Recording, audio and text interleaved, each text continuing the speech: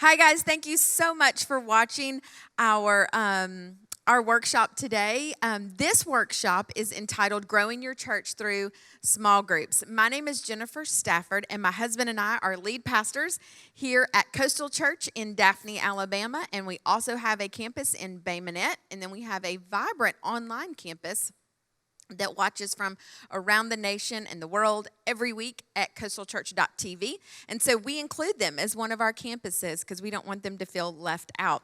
Just to give you a little bit of history about us here at Coastal Church, my husband and I began Coastal Church 10 years ago. We are an Alabama CP&D plant that partnered with CMN to plant our church 10 years ago here at Daphne. We started with 7 people, in the basement of a country club, and we have grown. Last year we averaged, and I only give you numbers, not because of anything prideful or anything like that, just to give you context on where our church is, because a lot of times every church is different, every size is different, every DNA is different, and what works for a church of 100 doesn't always work for a church of 1,000 or vice versa. Yes. So, and I'm going to introduce my friend here in a minute, so I haven't forgotten about that. But I just wanted to give you a little bit of brief history about us. So we started 10 years ago. We averaged last year 1,999 people, and Pastor Chad was Chad was a little. he was mad about that. Just He's one. like, Could we just have one more person come so we can average a little bit higher? But you know what? That's who God sent us, and we just want to be faithful to that. And we are just so grateful that God has chosen us to lead the people here on the Eastern Shore, and we love it. And I just wanted to tell you from the get-go that we love small groups.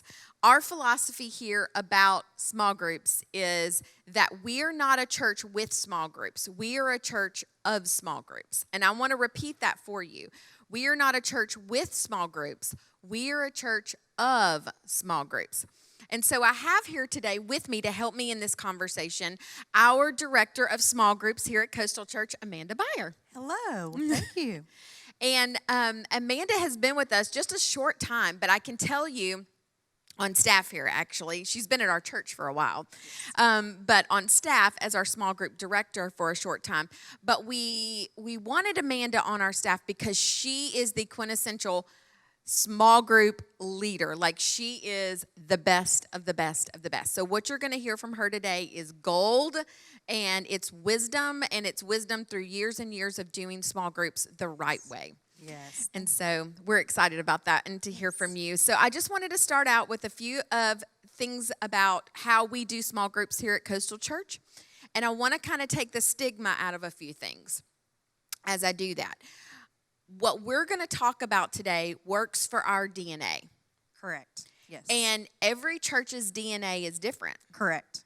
And the small groups of your church need to reflect the DNA of your church. Yes, very much. And so I want to tell you, when we say we are a church of small groups, we have hundreds of little groups all over that come together on Sunday morning to worship together. And that's how we look at it. We were in a conference before we started Coastal, and one of the speakers said something that impacted me, and I wrote it down and I wanted to remember. It says this: to get bigger, we must think smaller. Correct. We must think smaller first. We have to think about every group as its own important part of the church, yes. And so that's what we want. We want everybody to feel valued and loved and important. And sometimes when they come into a large congregation on a Sunday morning or into a larger setting, they can feel lost. Yes. But if we can get them intentionally plugged into a smaller group, yes. Where they are seen and they feel valued, and someone actually knows their name and their birthday and their anniversary, and they keep up with all those things, yes. And celebrate their life with them. Yes. It makes their walk with Jesus that much sweeter because it's done in family. So we're going to talk about that a little bit. Also, another quote that I wanted to start out today is this: you can have growth or you can have control. You can't have both. And that was by Craig Groeschel, who has the largest church in America, Life Church. He says this: you can have growth or you can have control. You can't have both.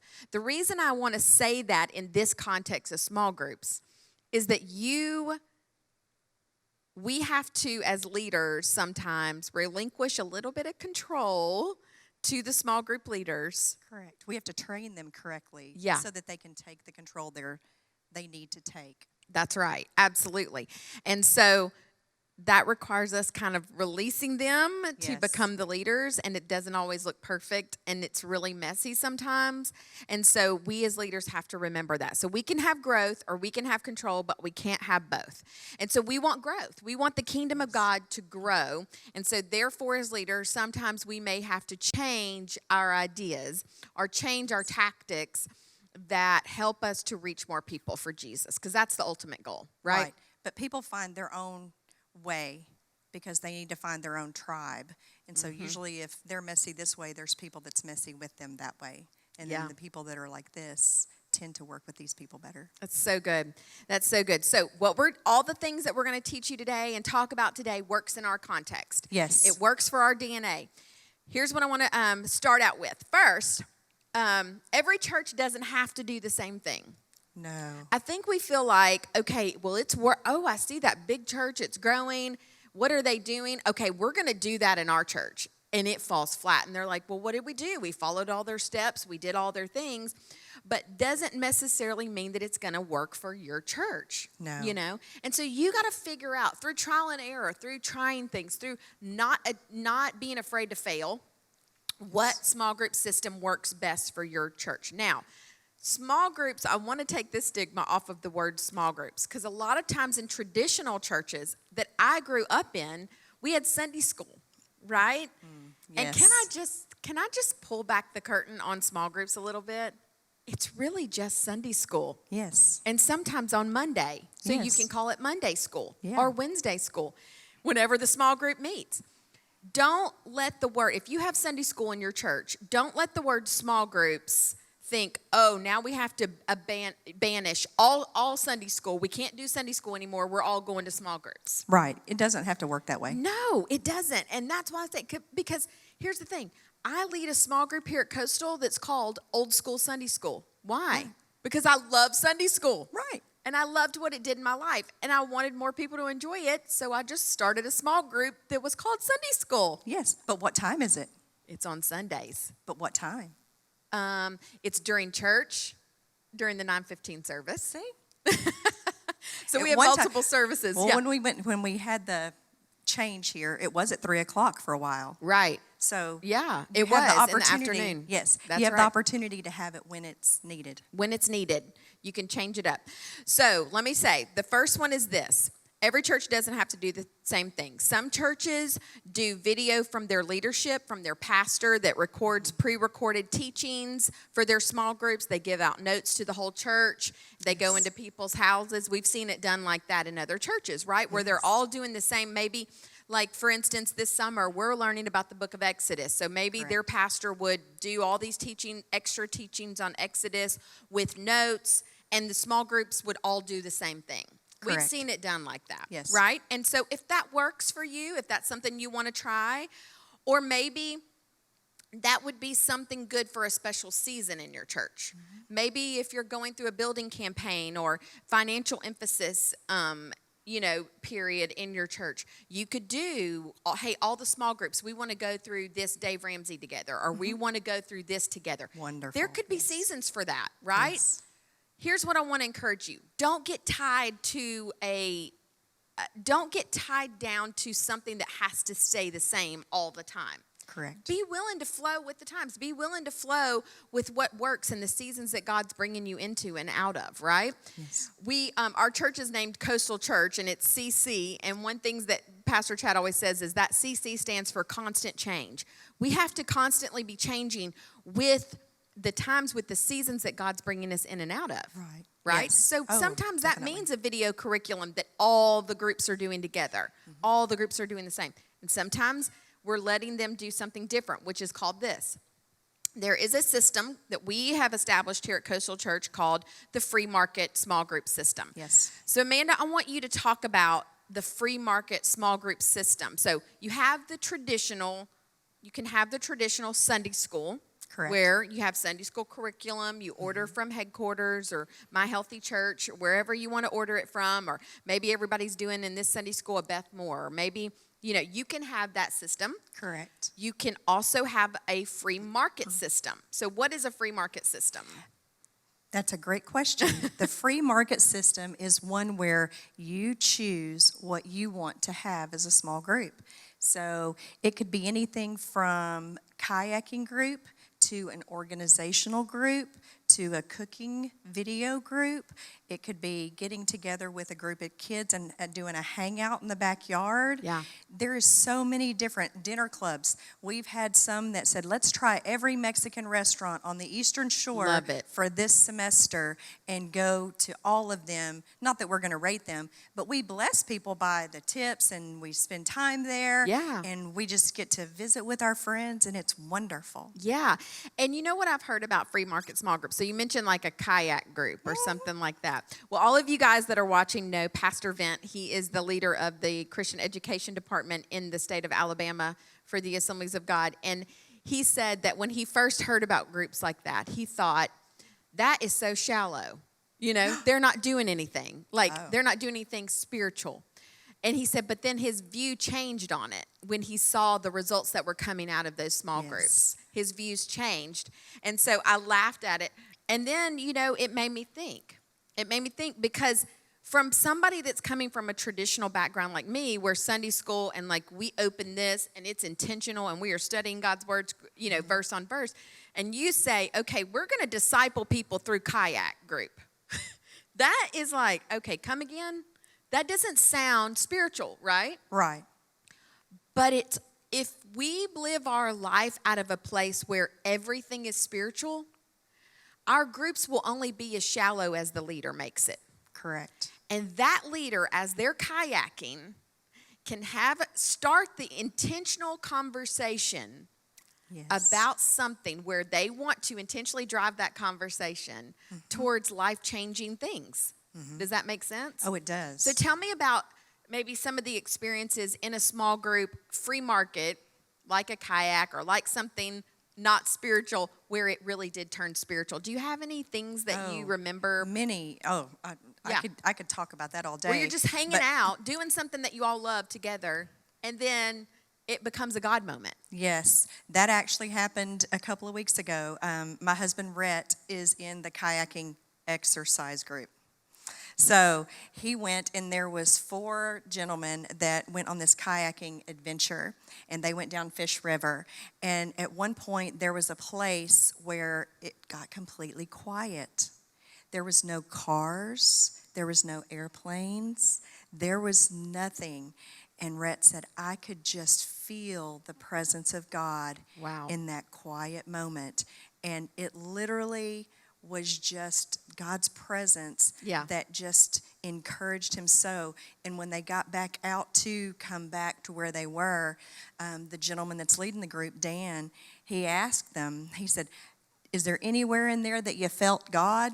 And of course, Rhett got to share. And so there was a gentleman that's new that's not part of our church or not part of our group. Exactly. And he got the opportunity to hear what Rhett experienced. And it's those seeds that are planted in environments like that become the meat or become the feeding for someone else. And haven't you experienced this, seen in Coastal Church, our growth, is that when people get into a kayak group, it just kind of whets their appetite for more of the things of God, just like what you said. So that man's going to hear Rhett's testimony, and he's going to be like, wait, what? He has a relationship with God like that? I want that. Yes. And then we're going to be able to take him on the journey. Here's what we have to be committed to as a church, guys. We have to be committed to the journey. Yes. We can't expect people, and as in Assemblies of God Church, we believe in the process of sanctification, that sanctification is instantaneous and it's progressive, right? Yes. So if we believe that it's progressive, then we have to be willing as leaders to go on that progression with people. Yes. We can't expect them to come to the altar on Sunday and then by Monday just be, lay it all down and surrender it all and then be free from everything. we have to be intentionally committed. And sometimes, especially we found for men in our Yes. conversation, getting in a circle with other men and talking about their feelings is super intimidating. But if you can break down those walls little by little and get them in a group where they come together on Monday night and watch football, or they meet together at a restaurant, it breaks down those walls where they're willing to go the next step. So what I want to say about these free market small groups is, guys, they can be as deep as you train your leaders to be. Yes. And they are not shallow. No. And it always is spiritual. Yes. And it always turns spiritual. Chad told a story one time about he was up here with a group of men in a small group. They called it Band of Brothers. And they were watching Monday Night Football. And then after they ate and everything like that, they had to take the trash out. Well, he was taking the trash out to the outdoor thing. And one of the guys said, "Can I walk with you?" And he said, "Sure." And he said, "Me and my wife are having some issues. Can you pray with me?" And you know, that opportunity probably might not have happened had his walls not been broken down just by sitting around and having fun with a group of men, you know. And so it gives those opportunities for ministry that we might not otherwise get to create, you know. Well, think about this. When you come into church on Sunday, you come in with a mindset you're going to get message, you're going to get fed, and then you're going to leave. Right. Do you really stop in the foyer and tell your problems or your situation or your issues? You don't do that. We're not going to do that. It's just part of our DNA. So someone has to be in an environment where they feel comfortable enough. And a small group is a place to get comfortable. Yeah. Because if they can't get there, they're not going to share. Right. Right. And that is really, really important. So here's what I want to encourage you as we hop off this topic and go to the next one, is that whether you do a free market system, whether you continue your Sunday school, let me encourage you. If you have Sunday school and it's working, don't stop it. Keep it going and then add to it. Make it a hybrid. Do something that no one's ever done. Correct. You know, do what fits your community. And so that leads me to my next, is that with our groups, all of our groups, we run in semesters. And the one reason, not the only reason, but one reason we run in semesters is that we don't want to burn our leaders out. Because we have to remember, people have lives. Yes. And when we begin, and we're going to talk about this, when we ask somebody to be a leader, we ask them to step out and do something really big. Yes. You know, it's a lot of work. It's a commitment. It's a commitment.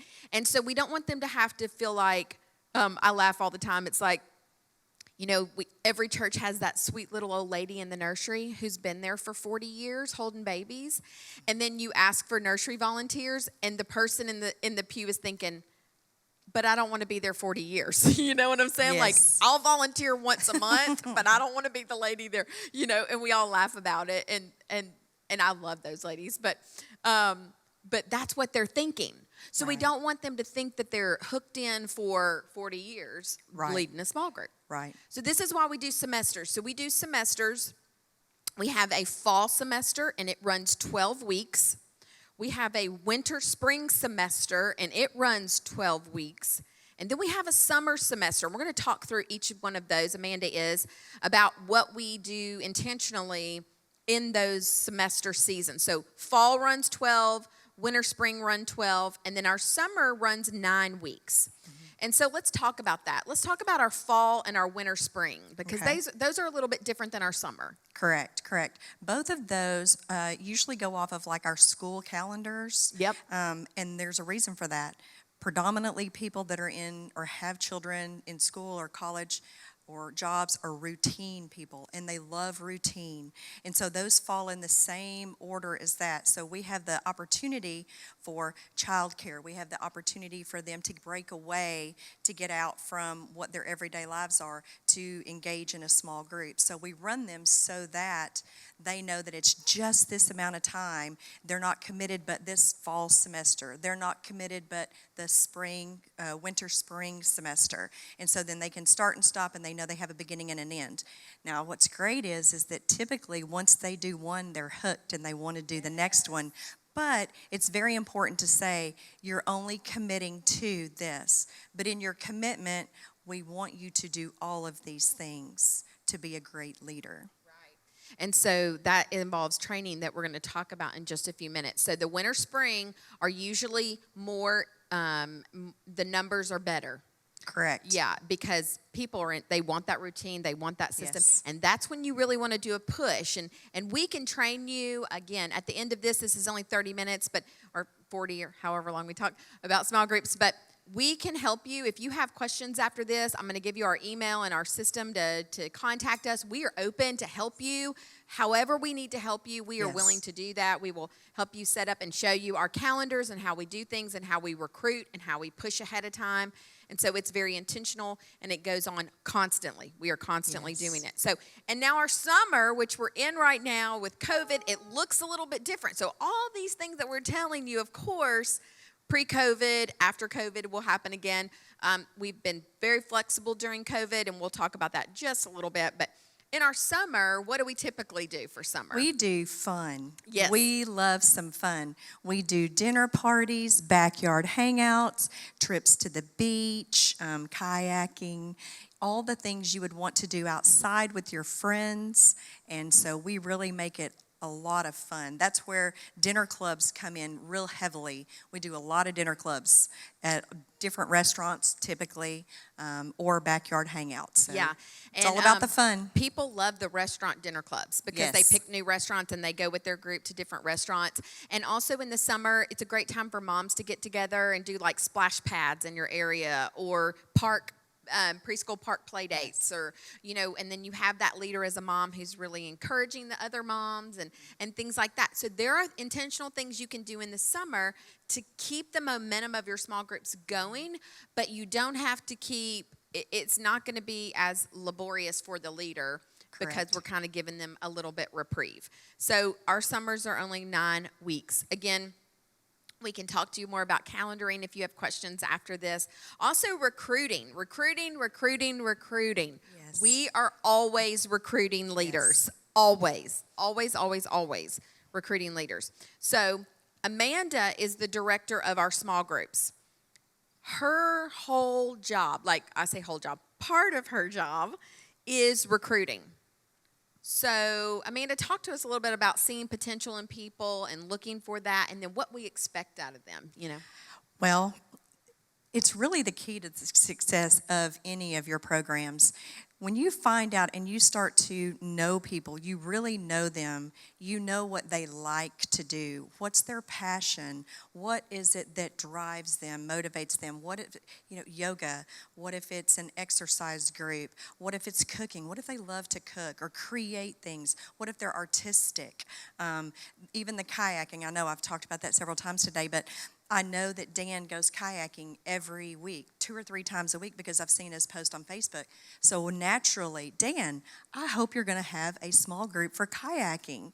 And those are the ways that I really do entice them, because I'm not asking them to step outside of their comfort zone. It's enough of stepping outside to host or to be a leader, right. But I'm asking them to bring people into their world of something they like to do, and you'd be surprised at how many people like that. We have an organizational group this summer that a lady loves to organize, plan, clean, all these things. Gives me itchy. Hives. That's a good word, hives. But that is a huge group. Yeah. They're loving it. People want to be organized. They feel in the chaos of the world they can't. This is the best group that she could do, and it is her passion. That is awesome. And that's what you want to do. You want to find. I personally lead divorce care. I was divorced, and God has given me the grace, and awesome. After survival of that is my heart. Right. And I know, because I know what they went through, I have the compassion and the understanding for their season to be able to encourage them and guide them through that season. Right. And it's so important to truly find what someone's passionate about.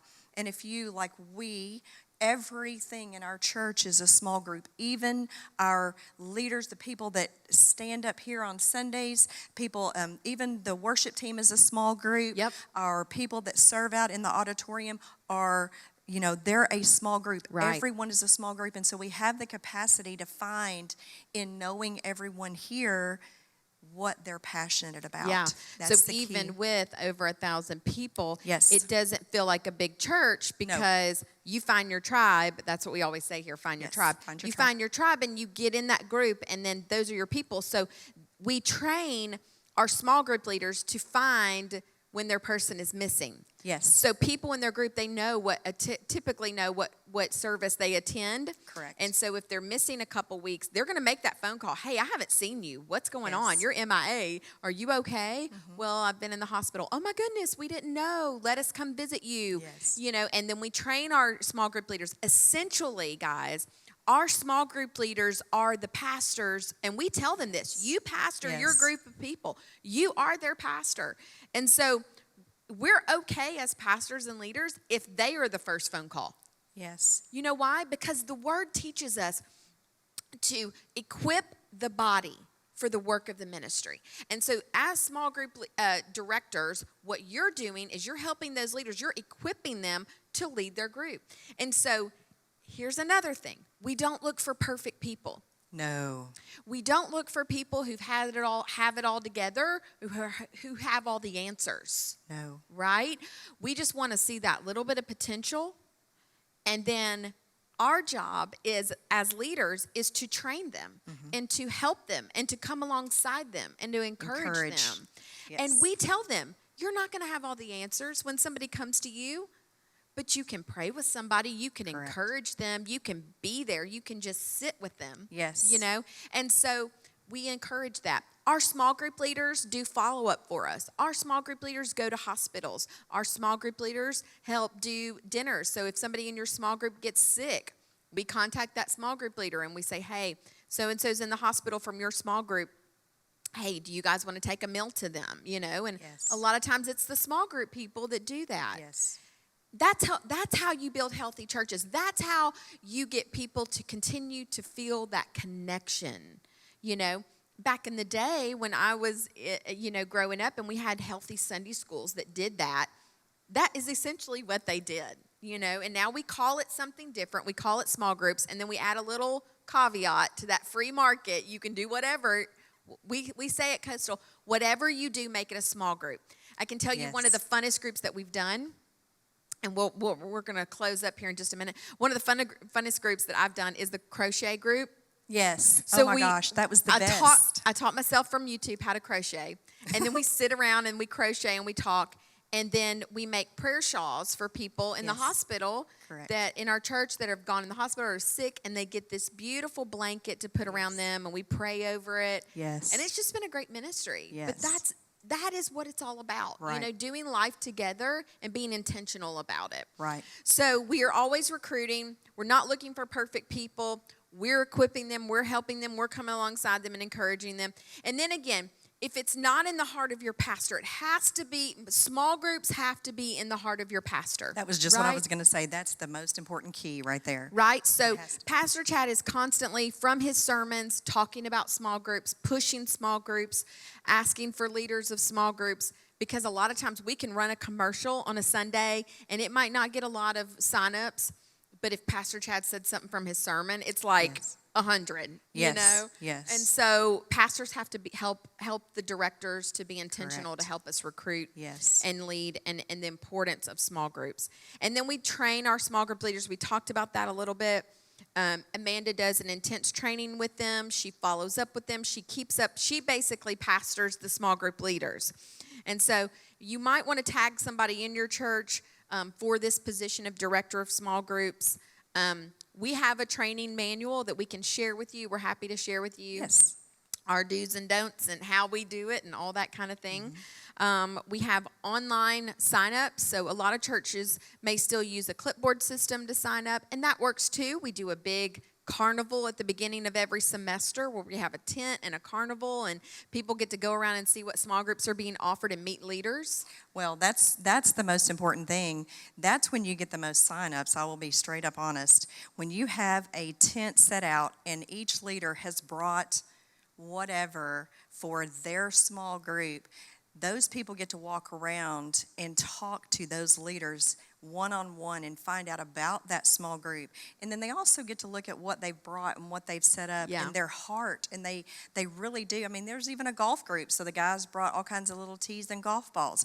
And that's a small group. Yeah, and the But leader's it's- there, and they're meeting the Yeah. people and saying, hey, sign up for my group. I want you a part. Yes, Yeah. hiking group. But you can tell because you get the opportunity to see the leader, talk to the leader, find out about the small Yeah. group. So carnival is a phenomenal idea. Right. I love it so much. So, Amanda, as we close, I hope this has been helpful to you. Do you have any additional tips or thoughts or anything like that we didn't cover today? Honestly, this is really where you do become smaller to get bigger, because people do have to be in community. God created us to be in community.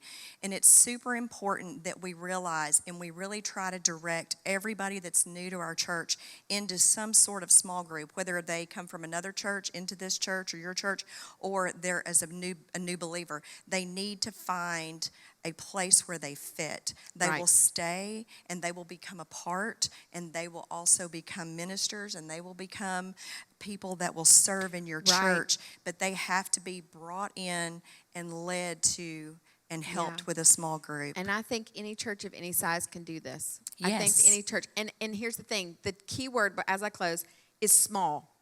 It is a small group. So if you just Yes. have 2 in your group, encourage that leader to pastor those 2. If you have 3, encourage them to pastor that 3. God will grow it. Yes. As your capacity as a leader grows, God will grow it. And then one more thing is that our small group leaders, we teach them for follow-up. We teach them how to Yes. follow up. That's important to know.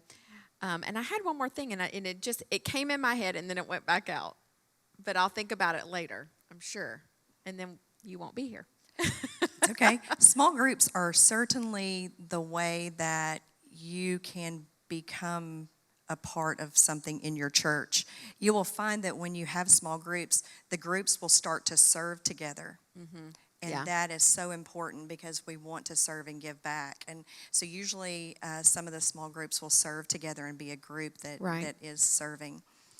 That's so great. Well, I thank you for your time. Sure. And I thank you guys for listening to us. We hope this has been helpful to you. My name is Jennifer. This is Amanda. And our emails are super simple. Mine is Jennifer, JENNIFER, @coastalchurch.tv. And Amanda's is Amanda, AMANDA, @coastalchurch.tv. You can find us also at coastalchurch.tv website. And you can call the church office, and they will forward you to our phones. Any way that we can be of assistance to you to help your small groups be healthy and thriving in your church, we want to do that.